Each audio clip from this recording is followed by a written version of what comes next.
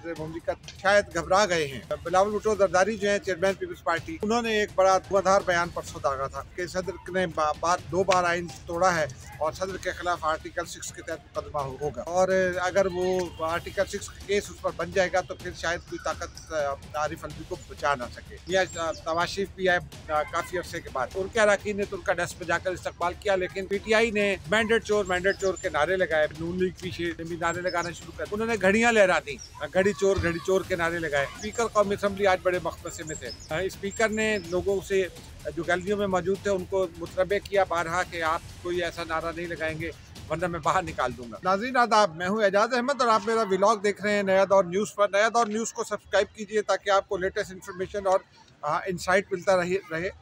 आज आपको कौमी असम्बली का हंगामा खेज इजलास, इफ्तिताही इजलास था, आज शुरू हो गया।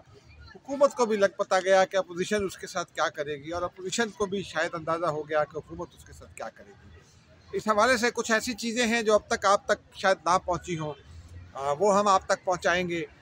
उसके साथ साथ कुछ खबरें आपको बताएंगे जो पार्लिमानी इंतखाबात हैं उनसे मुताल्लिक़, और फिर आपको आखिर में जस्टिस बज़ाहिर अली अकबर नकवी के हवाले से, जो वैसे तो रिटायर हो चुके हैं लेकिन जज तो रिटायरमेंट के बाद भी अगर बतौर जज उसने कुछ मिसकंडक्ट किया है तो उसको शायद भुगतना पड़ता है। आज ये पहली मिसाल भी कायम हो रही है, उस हवाले से आपको कुछ चीज़ें बताएंगे। नाज़रीन, हस्ब मामूल आज इस्लामाबाद में बहुत सिक्योरिटी थी। पार्लियामेंट हाउस में गुज़िश्ता रात 1 बजे बंद कर दिया, वो कार्ड मनसूख कर दिए गए थे। वजह ये बनी थी, जो हमारे ज़राए कहते हैं कि पीटीआई की जानिब से ये ऐलान किया गया कि वो सुबह 9 बजे ईवान में बैठेंगे और फिर ये तासुर दिया गया कि शायद वो ईवान में कब्ज़ा कर लें और किसी और को ना बैठने दें। और बहुत सारे अरकान कौमी असम्बली जो है, पीटीआई ने ख़ास तौर पर अपने मेहमानों के कार्ड बनवाए थे, अपर विजिटर्स गैलरी में वो कार्ड मनसूख कर दिए गए। उससे पहले एक और वाक़या रूनुमा हुआ, वो पाकिस्तानी तारीख़ का वो भी एक दिलचस्प वाक़या है। सदर आरिफ अलवी ने असम्बली मुस्तरद कर दी थी इजलास बुलाने की, और उनका मौक़िफ़ था कि आर्टिकल 51 के तहत जो है वो ख़वातीन की नशिस्तें और अक़लियती नशिस्तें जो हैं उनका पहले फ़ैसला किया जाए, उसके बाद ऐवान बुलाएंगे क्योंकि ऐवान मुकम्मल नहीं है।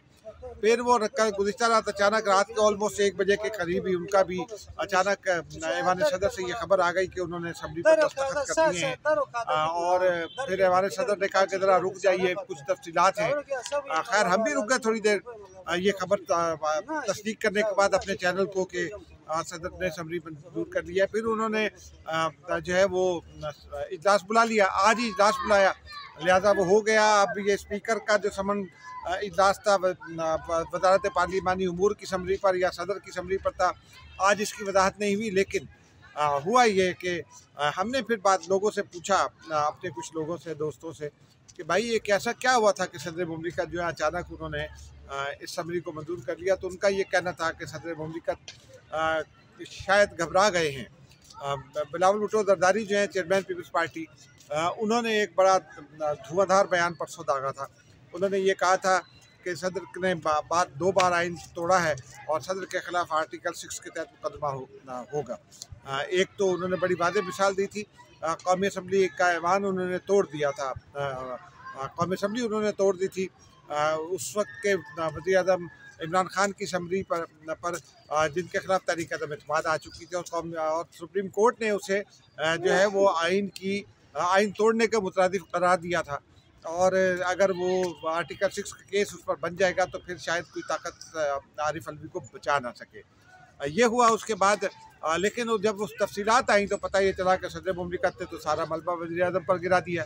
उन्होंने वज़ीर आज़म की जो लैंग्वेज थी असम्बली की, उसके ऊपर बड़ा एतराज़ किया, और उन्होंने कहा सदर जो है वो वफाक की यकजहती की अलामत होता है, और वज़ीर आज़म ने सदर को यूँ कह दिया और यूँ कह दिया।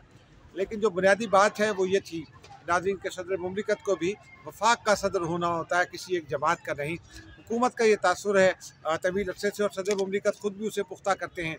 जब इमरान खान 9 मई में गिरफ़्तार हुए तो सदर उनको मिलने पहुँचे, और फिर और भी बहुत सारी चीज़ें ऐसी हैं। इमरान खान के कहने पर उन्होंने असम्बली तोड़ दी थी, और भी बहुत कुछ किया था। तो सदर को भी ये सोचना चाहिए कि वो वफाक की यकजहती की अलामत है, तो वो क्या कर रहा है किसी एक जमात की मोहब्बत में। अब तक लोग ये कहते हैं, ख़ुद पीटीआई वाले भी कहते हैं कि सदर जो हैं वो तो हमारे ही नुमाइंदे हैं, पीटीआई के आदमी हैं। और फिर सदर से कुछ लोगों की मुलाकात हुई थी पीटीआई के, हमने आपको गुज़िश्ता रोज़ बताया था। उस तनाजुर में आज इजलास हो गया। इजलास में आज बड़ा हंगामा खेज था। PTI वाले आ गए, इमरान खान की भी तस्वीरें थी, पोस्टर भी उठाए हुए थे। मियां नवाज शरीफ भी आए काफ़ी अरसे के बाद। कौमी असम्बली के ईवान में वो 2018 के बाद जब वो उनको नाअहल करार दिया गया था, उसके बाद 2017 में नाअहल कर दिया गया था उन्हें, तो उस वक्त वो आए, उसके बाद अब आए वो। और फिर उनके अरकान ने तो उनका डेस्क पर जाकर इस्तकबाल किया, लेकिन PTI ने मैंडेट चोर के नारे लगाए। PTI के नारों के जवाब में फिर नून लीग पीछे ने भी नारे लगाना शुरू कर दिए। उन्होंने घड़ियाँ लहरा दी और फिर उन्होंने घड़ी चोर के नारे लगाए। गैलरियों में लोग मौजूद थे, वो भी जब हल्फ बर्दारी हो रही थी तो उन्होंने भी शोर शराबा शुरू कर दिया। स्पीकर कौमी असम्बली आज बड़े मखमसे में थे। स्पीकर ने लोगों से जो गैलरियों में मौजूद थे उनको मुतरबे किया बारहा कि आप कोई ऐसा नारा नहीं लगाएंगे वरना मैं बाहर निकाल दूंगा।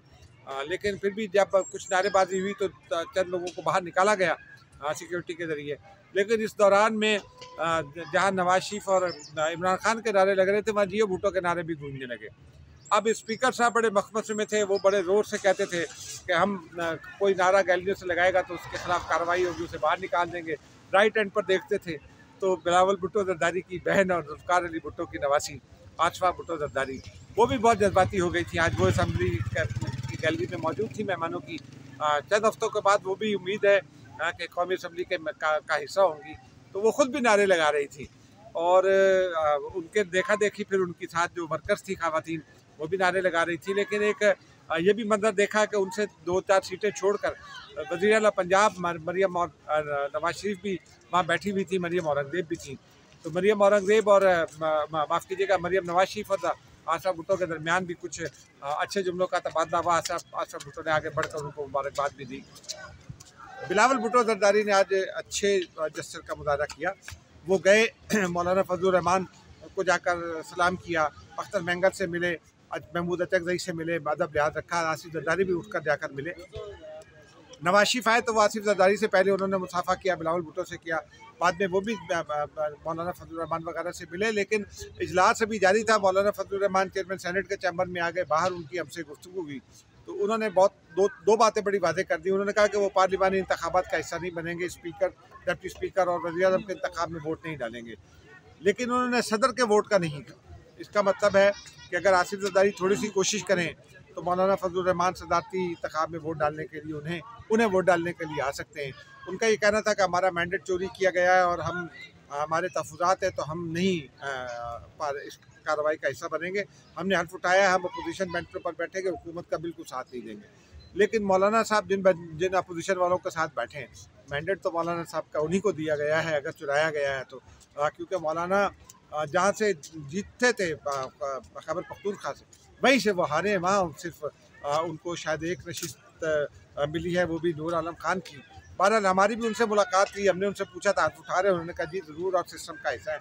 यानी मौलाना साहब सिस्टम का हिस्सा बन गए हैं, अलबत्ता हुकूमती बेंचों पर नहीं होंगे और हुकूमत को वो टफ टाइम देंगे। मेरी इत्तला ये है कि हुकूमत भी यही चाहती है कि मौलाना फजलुर रहमान अपोजिशन में बैठ कर अपोजिशन की क़यादत करें। बहरहाल अब नाज़रीन आते हैं MQM के साथ फिर मिली हुकूमत ने एक जो गुज़िश्ता रोज़ एक कमेटी बनाई है, मुश्तरका कमेटी नून लीग पीपल्स पार्टी की, वो MQM वालों से मिली आज। और MQM ने वज़ीर आज़म, स्पीकर, डिप्टी स्पीकर के लिए तो यकीनदारी करा दी है। लेकिन ये ज़राए ये कहते हैं कि उन्होंने आसिफ जरदारी के लिए साफ मना कर दिया, इनकार कर दिया कि अब आसिफ जरदारी को सदारत का वोट नहीं देंगे। देखते हैं क्या होता है, आसिफ जरदारी कितना वोट लेते हैं। लेकिन बहरहाल ये एक इम्पॉर्टेंट डेवलपमेंट थी। हमने कहा आपको बताएं, PTI नाकाम रही है ऐवान में। हमने देखा है इस ऐवान को पिछले 35 साल में बहुत बार देखा है। बेनज़ीर भुट्टो के पास एक मरतबा 45 अरकान की ताकत थी, एक बार 17 की थी, और वो 17 अरकान के साथ भी असम्बली को हॉल्ट कर लेती थी। और वो असम्बली जो है वो गो बाबा गो और इस तरह के नारे उन्होंने ही ऐवान में ईजाद किया जब गुलाम ईसा खान ने असम्बली इजलास को खिताब किया था। तो इसका मतलब यह है कि आज PTI बड़ी कोशिश करने की उन्होंने, लेकिन चूँकि करारा जवाब आ जाता था इसलिए PTI भी खामोश हो जाती थी फिर। और उन्होंने अच्छे बच्चों का मुजाहरा किया, हारमोनी की पॉलिटिक्स, जिसके बारे में हमने आपको बताया था कि PTI के एक रुकन ने इसका किया है। नाज़रीन अब चलते हैं ज़रा सुप्रीम कोर्ट। आज सुप्रीम जुडिशल काउंसिल का इजलास हुआ। चेयरमैन सुप्रीम जुडिशल काउंसिल खुद चीफ जस्टिस पाकिस्तान है।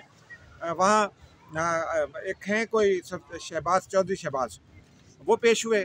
और उसके अलावा उनसे अदालत ने ये सवाल किया चौधरी शहबाज से कि क्या आपकी अहलिया मरहूमा बिस्मा वारसी का कोई केस मज़ाहिर नकवी की अदालत में चला? तो उन्होंने बताया कि जी, जब मज़ाहिर नकवी लाहौर हाई कोर्ट में जज थे तो उस वक्त एक चेक डिसऑनर का केस चलता रहा। फिर उनका ये कहना था कि हमने जो है वो मैंने कुछ दिए थे पैसे, लेकिन वो उनके बेटों को दिए थे, मज़ाहिर अली अकबर नकवी को। शायद 5 करोड़ रुपए की बात है। मुझे इस वक्त वो फिगर दिखाई नहीं देता, मैं अभी आपको फिगर बताता हूँ। लेकिन जाहिद रफ़ीक भट्ट जो है वो कैपिटल स्मार्ट सिटी और लाहौर स्मार्ट सिटी के मालिक हैं। उन्होंने भी अपना बयान रिकॉर्ड करा दिया। उन्होंने अपने बयान में ये कहा कि लैंड प्रोवाइडर राजा सगीर के ज़रिए मज़ाहिर नकवी से मुलाकात हुई थी। 5 करोड़ रुपए स्मार्ट सिटी ने, माफ़ कीजिएगा, मज़ाहिर नकवी की तरफ से चौधरी शहबाज को अदा किए। काउंसिल ने कहा कि ये काउंसिल के सवाल पर उन्होंने कहा कि हमने अदायगी राजा सफदर को की।